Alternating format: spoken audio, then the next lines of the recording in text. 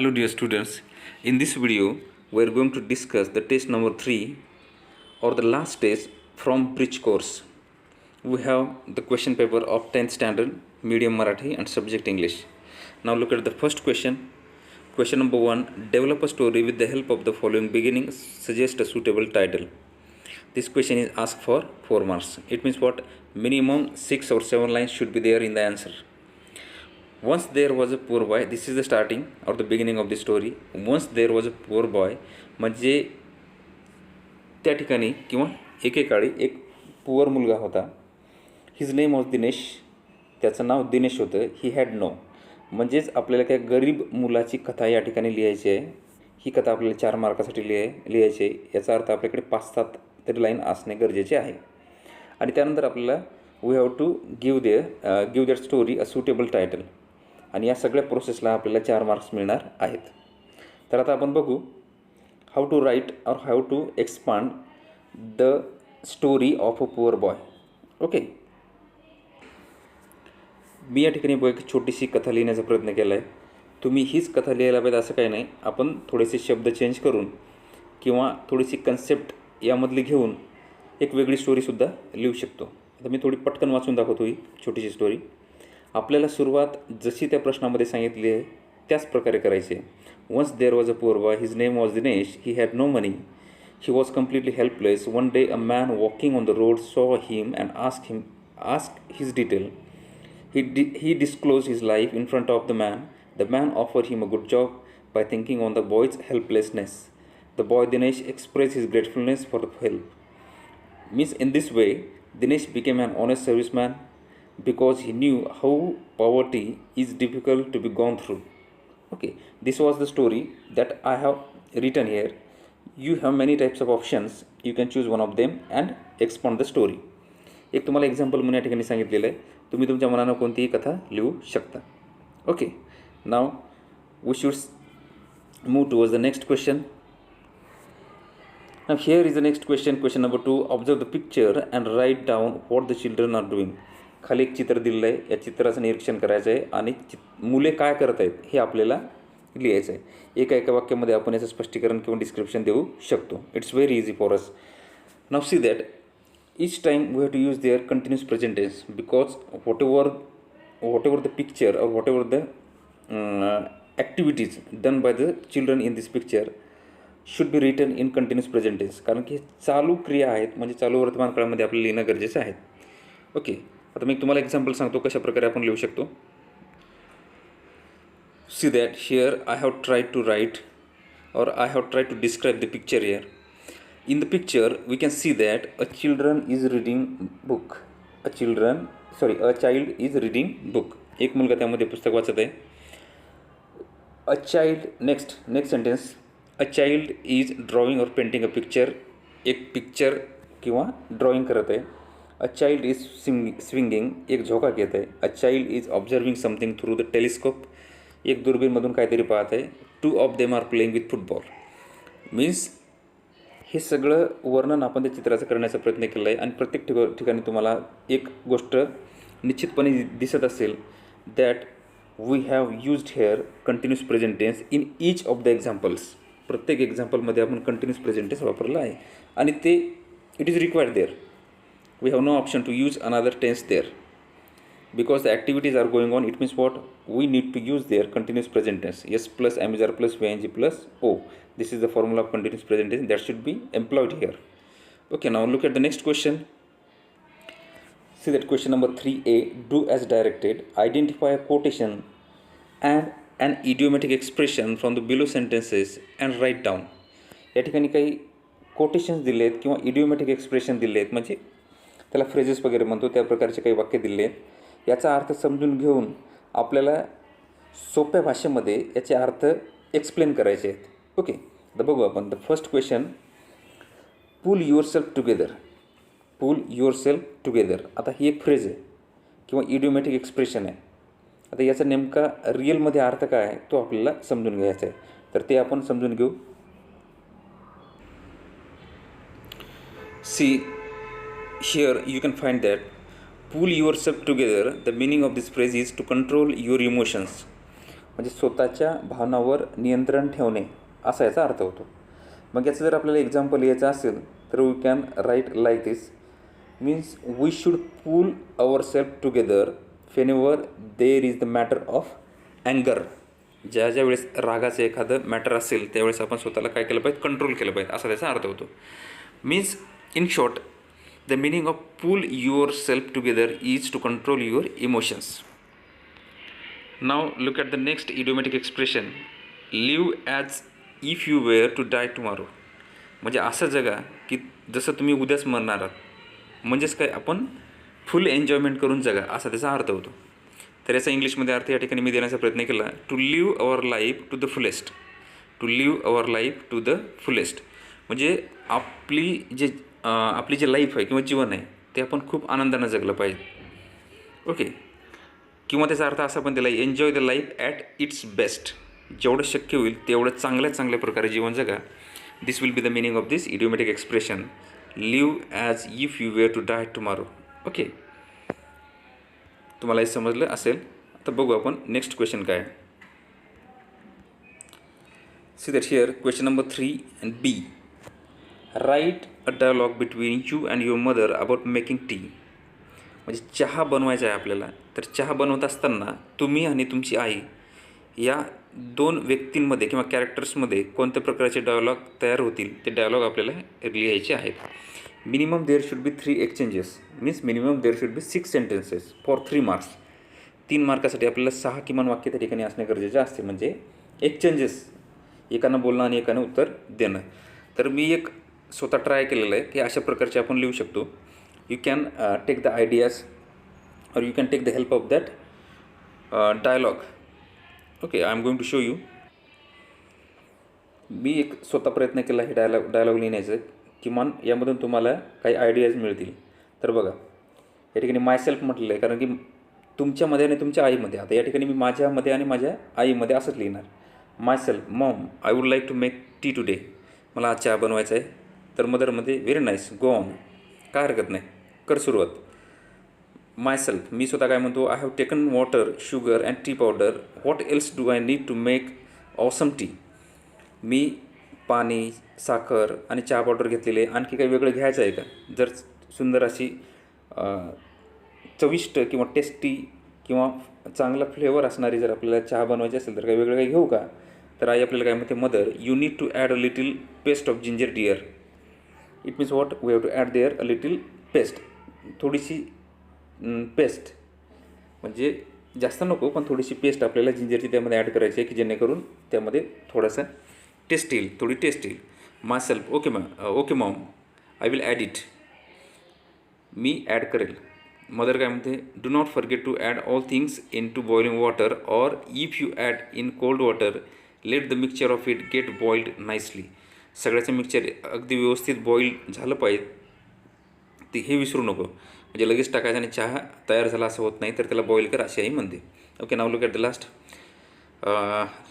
Dialogue. Myself, yes mom I will follow your instructions. मी तुझे instruction पाळेल किंवा फॉलो करेल. म्हणजे अशा प्रकारचं एक मी ट्राय केलेलं आहे. With the help of this dialogue you can take some ideas and write your own answers. Okay, now we need to move towards the next question. See that here is the next question, question number 4A. Read the passage carefully and paraphrases the underlined word and phrases. Here paraphrases या ठिकाणी yes पाहिजे नव्हतं, पॅराफ्रेज एवढंच पाहिजे होतं. That is a typing mistake done by government because this question paper has been downloaded from the government website. Government वेबसाईटवरून ही download केली असल्यामुळे या ठिकाणी आपण टायपिंग मिस्टेक अशी झाली म्हणून. आणि ही टायपिंग मिस्टेक या ठिकाणी आपल्याला समजून घ्यायचे. पॅराफ्रेजेस असं नाही तर पॅराफ्रेज असेल. Okay, now look at the passage there is a passage of 2 lines. I like the poem, I'm going to read that. I like the poem for the very reason that anyone else would like it for its humor. I also like the poem because the poet balances the exaggeration with seemingly convincing logic. Okay, now try to understand the question. क्वेश्चनमध्ये काय सांगितलेलं आहे की दिलेले जे underline केलेले शब्द आहेत त्या शब्दाला तुम्हाला पॅराफ्रेज करायचं आहे. पॅराफ्रेज करायचं म्हणजे जरा सोप्या भाषेमध्ये समजून सांगायचं किंवा सोप्या भाषेमध्ये त्याला ब्रिंग आउट करायचं. Means we need to bring out these difficult words into the simple language. एखाद्या साध्या भाषेमध्ये आपल्याला त्याला काय करायचं आहे, एक्सप्लेन करायचं आहे. नाव आता मी या प्रश्नाला कसं काय सोडवलं आहे हे तुम्हाला दाखवतो. Then you will get some ideas. तर या ठिकाणी बघा, त्या प्रश्नाचे उत्तर आपण अशा प्रकारे देण्याचा प्रयत्न केला. पहिला शब्द होता बघा या ठिकाणी एक्झॅगरेशन. एक्झॅगरेशन आणि याचा मिनिंग असा आहे to describe something beyond bounds and truth. म्हणजे मर्यादेच्या पलीकडे किंवा जे सत्य गोष्ट आहे त्याच्या पलीकडे जाऊन एखाद्याचं ज्यावेळेस आपण वर्णन करतो अशा वेळेला आपण त्याला एक्झॅगरेशन म्हणतो. तर आपल्याला त्याला पॅराफ्रेज करायचं आहे. तर पॅराफ्रेज करण्यासाठी आपण तेच वाक्य दुसऱ्या पद्धतीने कसं सांगू शकतो किंवा सोप्या पद्धतीने कसं सांगू शकतो याला पॅराफ्रेज करणे म्हणतात. Okay, now look at the example given by me. The poet in this poem doesn't describe anything that is beyond the bounds. म्हणजे त्या पॅराग्राफच्यानुसार त्या ठिकाणी एक्झॅगरेशनचा अर्थ असा घेतला होता की कवी कोणत्याही प्रकारचं प्रमाणापेक्षा कोणाचं डिस्क्रिप्शन करत नाही किंवा वर्णन करत नाही. तर तेच आपण या ठिकाणी सोप्या भाषेमध्ये लिहिलं. ओके, म्हणजे in this way we can paraphrase the given word और given sentence. Now look at the next word convincing. and the meaning of this word is believable, means that can be believed easily or that can be real. The poet composes the poem so logically that every readers can believe in it.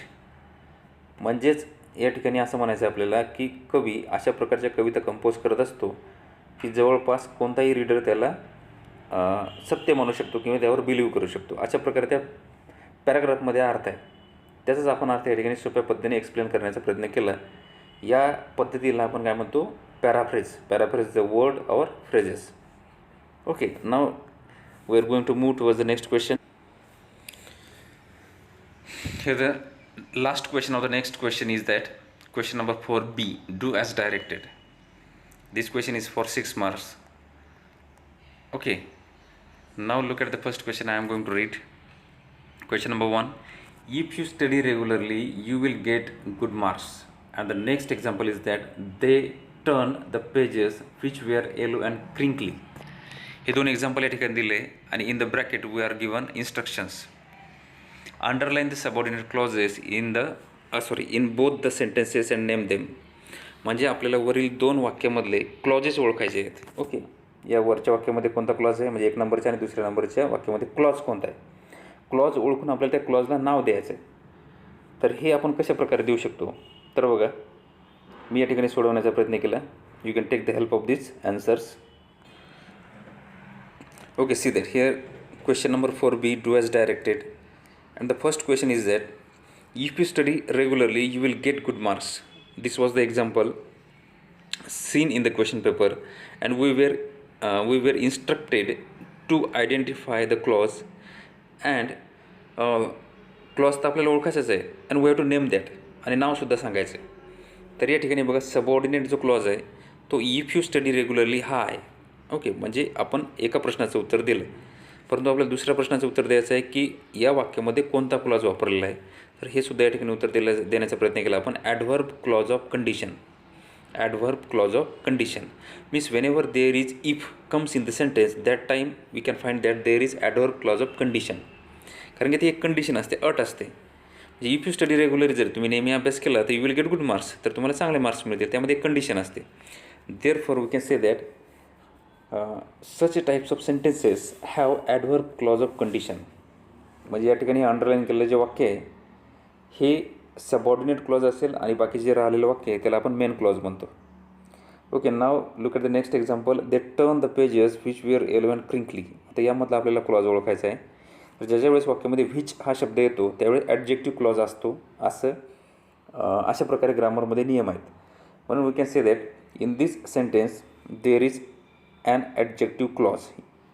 आणि हे जे underline केलेलं वाक्य दिसते हे आपल्याला subordinate clause आहे असं म्हणायचं आहे. Which were yellow and crinkly, this is the subordinate clause from this sentence.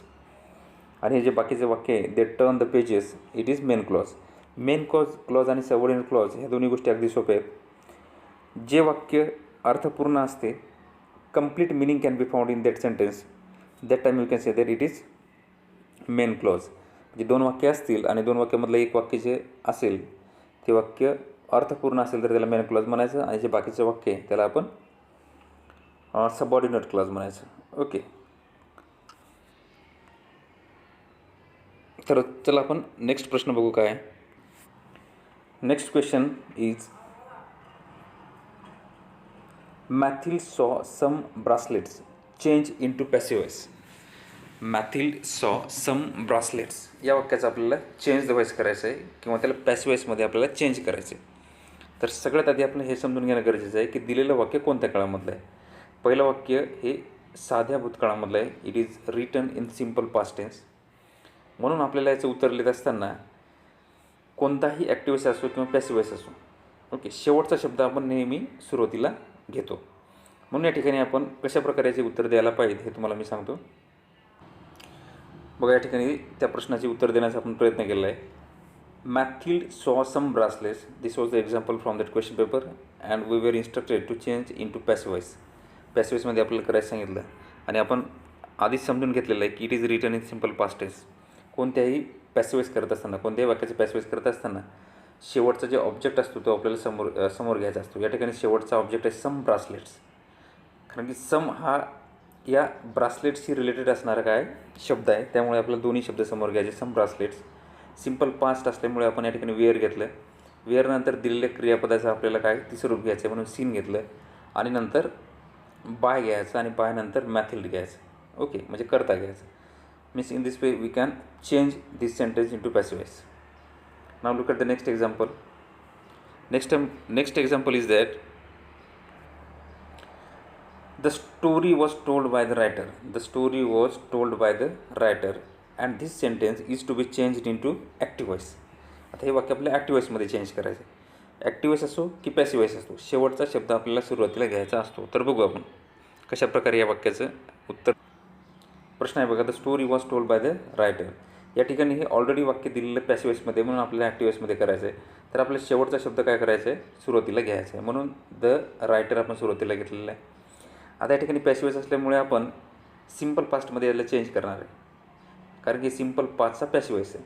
मग याला ॲक्टिव्ह वॉइस करत असताना एस प्लस V2 किंवा क्रियापदाचं दुसरं यूज करून आपल्याला वाक्य बनवायचे. द रायटर टोल्डचं टोल्ड येणार या ठिकाणी आणि सुरुवातीला घेतलेला जो ऑब्जेक्ट आहे आपण या ठिकाणी शेवटी घेणार the story. Means in this way we can change this sentence into active voice. Active voice and passive voice या दोन्ही जे प्रक्रिया असतात आपण त्याला चेंज द वॉइस म्हणतो. Okay, now the last question. Now look at the last question, question number 3 means question number 4th यामधला B आणि त्यामधला शेवटचा.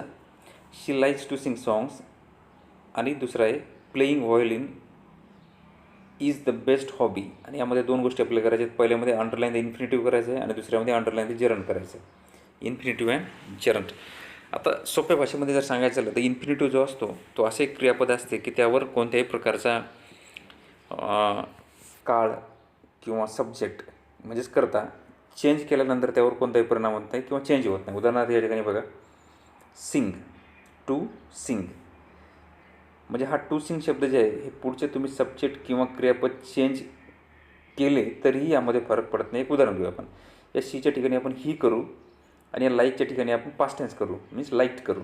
ही लाईक टू सिंग सॉंग्स म्हणजे टू सिंग यामध्ये काही फरक पडत नाही. Therefore we call that infinitive verb that cannot be changed according to the subject or the टेन्सनुसार किंवा सब्जेक्टनुसार ते चेंज होत नाही. ओके, म्हणून याचं उत्तर असेल टू सिंग. आपल्याला बघा या व्हिडिओमध्ये उत्तरं सहज मिळालेली आहेत, परंतु उत्तरापेक्षा हे महत्त्वाचं आहे की समजणं, एक्सप्लेनेशन कळणं महत्त्वाचं आहे. कारण की ह्याच गोष्टी आपण आज सहजपणे प्रश्नपत्रिका सोडवू शकता व्हिडिओ पाहून. परंतु प्रश्न असा आहे की जर परत अशीच प्रश्नपत्रिका आली तर तुम्हाला सोडवता येते का? तर त्यामुळे मी जे एक्सप्लेनेशन देतो that should be listened carefully. ते चांगल्या प्रकारे ऐकणं गरजेचं आहे, कारण की प्रत्येक वेळा एक्सप्लेनेशन कोणी देणार नाही. म्हणून एक्सप्लेनेशन दिलेले नोट डाऊन करायचे असतात, जेणेकरून परत जर प्रश्न आपल्याला विचारले तर आपल्याला सहज उत्तर देता येते. Now look at the next question. Playing violin is the best hobby. Playing violin is the best hobby. Here underline the gerund असं म्हटलेलं आहे. आता इन्फिनिटिव्ह आणि जरंट हे प्रश्न आपल्याला नेहमी बोर्डाच्या पेपरमध्ये विचारतात. त्यामुळे आपल्याला ह्या दोन्ही गोष्टी माहीत पाहिजे. तर पहिल्याचं एक्सप्रेशन मी दिलं आहे. तर जर्न म्हणजे काय? तर जर्न म्हणजे काय नाही, एखाद्या क्रियापदाला ING यूज करून त्याचं नाऊन करणे किंवा नाऊनप्रमाणे त्याचा यूज करणे. या ठिकाणी बघा, playing violin is the best hobby. Here playing this word is used as a noun here. Noun म्हणून यूज केलेलं आहे, कारण की बघा प्रत्येक वेळेला ING असणारा शब्द जर्न नसतो. मी जर म्हटलं I am playing violin, I am playing violin, यामधला प्लेईंग सेम दिसतो, परंतु तो जर्न नसतो. तो क्रियापदाचं ING रूप असते. आणि या ठिकाणी हा धातू साधित नाम याला म्हणतो आपण. ओके, याला आपण व्हर्बल नाऊनसुद्धा म्हणतो. म्हणून playing violin is the best hobby. In this sentence playing is a gerund here means it should be underline. Means अशा प्रकारे आपण ही पूर्ण प्रश्नपत्रिका समजून घेण्याचा प्रयत्न केला. या प्रश्नपत्रिकेमध्ये कोणत्याही प्रकारच्या अडचणी असतील तर तुम्ही 101% मला विचारू शकता किंवा कमेंट बॉक्समध्ये प्रश्न करू शकता. त्याला आपण उत्तर देण्याचा प्रयत्न करू. पण प्रश्न असा, मी परत एकदा सांगतो की हा व्हिडिओ तुम्ही पॉज करून उत्तरे लिहू शकता, परंतु स्पष्टीकरण तुमच्या लक्षात राहणं खूप गरजेचं आहे. जर भविष्यामध्ये तुम्हाला इंग्रजीमध्ये डिफिकल्टीज येऊ नये किंवा डिफिकल्टीज आल्या तर ते कशा सोडव्या, यासाठी try to watch this video very attentively or carefully so that you will never get difficulties while solving the questions that will be asked in the future. Okay, I hope that you will have liked this video.